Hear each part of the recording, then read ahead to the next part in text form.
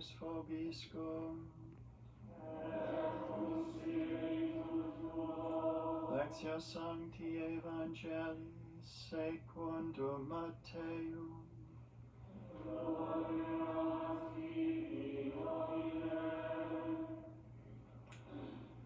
Jesus came to his native place and taught the people in their synagogue.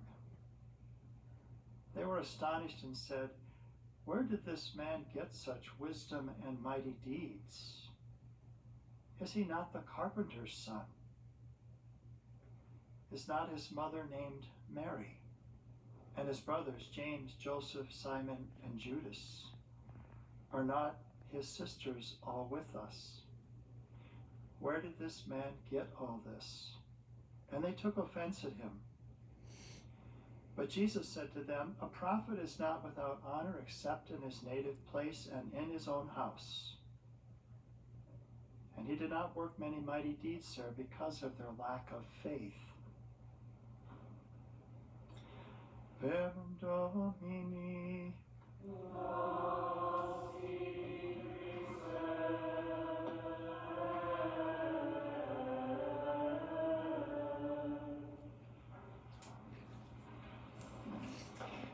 We are delighted to have our young ladies singing for us today on this feast of St. Joseph the Worker. And we have a treat for you that the post-communion hymn today was actually written by our good friend Donna. And it's a song that she recently wrote in honor of St. Joseph. They'll be singing that as our post-communion hymn today. I'd also like to bring to your attention a group, Hosanna Association. It's an international group that encourages people to pray, and I think it's directed in large part by young people who are encouraging people to offer a decade of the Rosary every day during the month of May, at least one, as a rose to give to Our Lady. And their goal is to have 1,000,000 decades of the Rosary prayed during the month of May. Certainly the world needs it at this time. Certainly we need Our Lady's help in the challenges that we face today. So I encourage you to perhaps visit their website. They have a app, Rosario, where you can pray the Rosary. Of course, EWTN has our own on-demand where you can always pray the Rosary. We have a variety of rosaries there. We air the Rosary actually 4 times a day. So especially this month of May, we want to take up that cause of entrusting the needs and burdens and troubles of the world to Our Lady. A couple of years ago, I had to have some plumbing work done at my mother's house. And I was asking the plumber because I knew that he had worked with my Uncle Don. My Uncle Don and his partner Benny had a plumbing business there in Cascade, Iowa, B&D Plumbing. And I asked him if he knew Don or he remembers, and he says, "Oh yes." And I said, "Well, what do you remember about working with them?" He said, "They were whistling all the time." He didn't seem to be too happy about that memory. And I don't want to encourage you to always whistle when you're working, especially if it's aggravating somebody.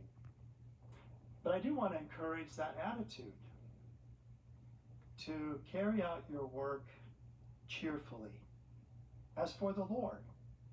As St. Paul would write in Colossians, do it wholeheartedly for the Lord.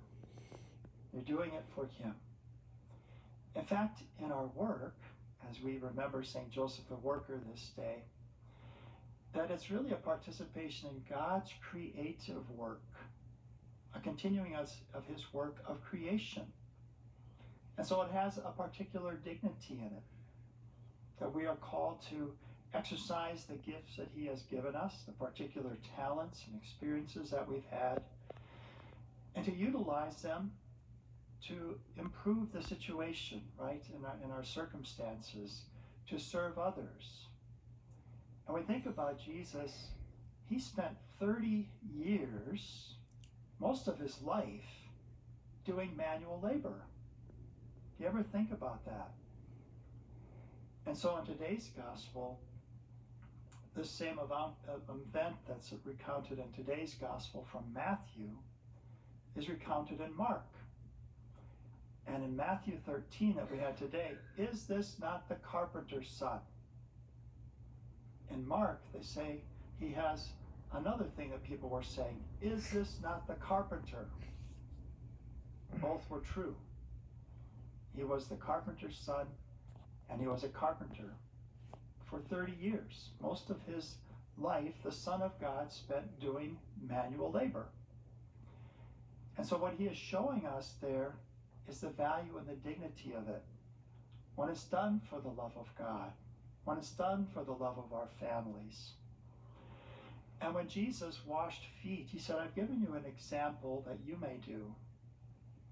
He found no contradiction in the example of his own father Joseph and the different illustrations that he had in his life.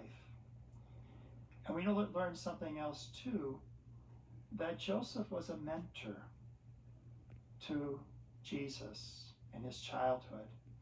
In fact, if you go to the Church of St. Joseph in Nazareth, which is reputedly built over the home where the Holy Family lived, there is an area there that's where his workplace is believed to have been.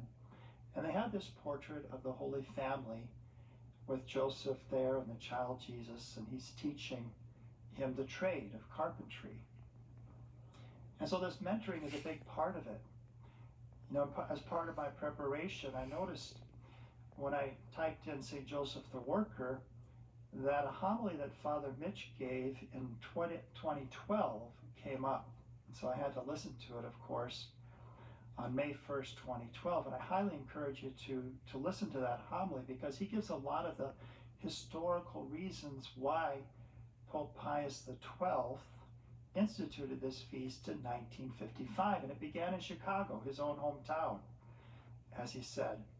It was in 1886 that there were different tensions going on.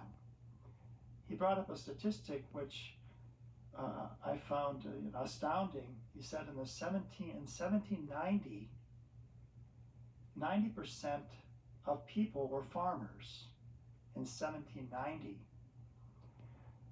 But by the 1890, only 15% were farmers, because people were now working in the factories. There was the Industrial Revolution. And often there was a lot, people were working ungodly hours. And so there were these different tensions that were going on at the time. And so this led to first, the seeing of the individual as a cog in the wheel in the Industrial Revolution by some of the owners. These people are just cogs in the wheel. And then socialism and communism took it further, but these people are expendable. Okay, if this person will work them to death, they have the labor camps, they have those sorts of things. And if they die because of this, well, we'll just get somebody else. And so Pope Pius XII institutes this feast to show, yes, the dignity of work, but it's not an end in itself. And always the dignity of the worker is something that has to be acknowledged and respected and upheld. The dignity of that particular work and their particular needs, not just their service to the work, although of course that's a good contribution that they're making, but also the dignity of the individual. It's also one of the reasons that I chose today's first reading as well. Because what did we hear from the book of Genesis? That God created man in his image. In the divine image he created him, male and female, he created them. And so we have this dignity, and recently the Vatican issued this document, Dignitatis Infinita, the infinite dignity of man. And they actually quote this passage from Genesis talking about the dignity of the human person. But God gives our first parents work to do. Fill the earth and subdue it. And so they are given a task. Again, it's a continuation of God's own creative work. And I like something that Pope St. John Paul II, and actually this document was issued on the 19th anniversary of Pope John Paul's death. And he's quoted twice in that document, at least twice. And his document, Evangelium Vitae, the Gospel of Life.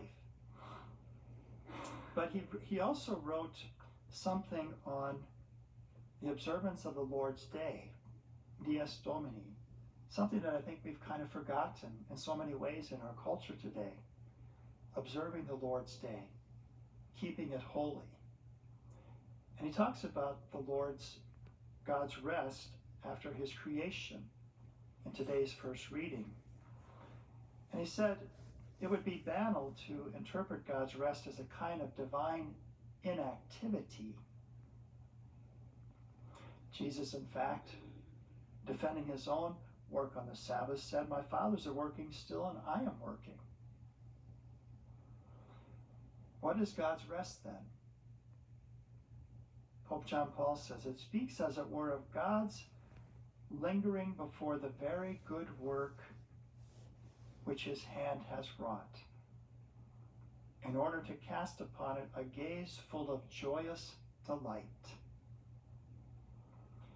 This is a contemplative gaze which does not look to new accomplishments, but enjoys the beauty of what has already been achieved. It is a gaze which God casts upon all things, but in a special way upon man, the crown of his creation. So it is good for us when we've done a hard work. I remember being on the farm and, okay, you're going to paint this fence. Well, it looks like it's a mile long. But when you finish painting that fence, there was a feeling of accomplishment. You could kind of sit back and you could look at that beautiful white fence, and that you took part in God's creative work to beautify his creation there in your own place, in your own situation. So there's a place for us to enjoy what we've accomplished. And that's where the Lord's Day helps us to do that. It doesn't all depend on us. We depend on God's providence. And to observe the Lord's Day, to keep it holy, as much as we can, avoiding making other people work as well. But making it a day of rest, a day of family, a day of maybe visiting the lonely, those sorts of charitable things that we can do on the Lord's Day to keep it a day that is holy. So work is good, it has a dignity, but it's not an end in itself. It's not that we are cogs in the wheel and that has to be the all-consuming thing in our life. No, there's something greater. And it is work that actually helps us to grow in developing our personalities, developing our skills, developing our interaction with others and working with others. That helps us to become even more fully human. And so it does have this dignity, but it is not an end in itself. Jesus continually refers to human work in his parables. The shepherd, the farmer, the sower, the householder, the servant, the steward, the fisherman, the merchant. Paul speaks of his trade as a tent maker. And to the Thessalonians he wrote, if one won't work, let him not eat. So we have our own contributions to make. And I probably wield a hammer like my dad did. And probably Jesus did wield a hammer like Joseph did. Often sons reflect something of their own fathers in the way that they've mentored them and the different skills that they have taught them. And we can always be creative. No matter how small the task that we are doing or seemingly insignificant, there's always a little bit of ourselves that we can put into everything that we do. And the smallest things done with charity, as St. Therese reminds us, have an eternal quality about them. And where there's love, there's no labor. Whatever we do with love. Again, from St. Paul's letter to the Colossians, whatever your work is, put your heart into it, as if it were for the Lord and not for men, knowing that the Lord will repay you by making you his heirs. It is Christ the Lord you are serving. That's why we're doing what we do, and we do it with love. And I'd just like to conclude with this quotation about how men typically work as we think about St. Joseph today and his work, and also Jesus, as I said, being a manual labor, a blue-collar worker, if you will, for the majority of his life. And this is kind of a quote that sums up how virtuous men work. One of the qualities of virtuous men is that they quietly carry out their responsibilities and work without looking for acclaim or applause. Enough for them is the satisfaction that comes from doing things as they ought to be done, doing them well, and letting one's actions speak for themselves. Actions speak louder than words, it is said. And the virtuous man is happy to reveal his love for God and for others by his quiet service and unacclaimed efforts. Jesus washed feet and told the disciples that he had just given them an example of how they were to act. Jesus witnessed Joseph's silent service as he was growing in age and wisdom in Nazareth. The gospel Jesus taught found no contradiction in Joseph.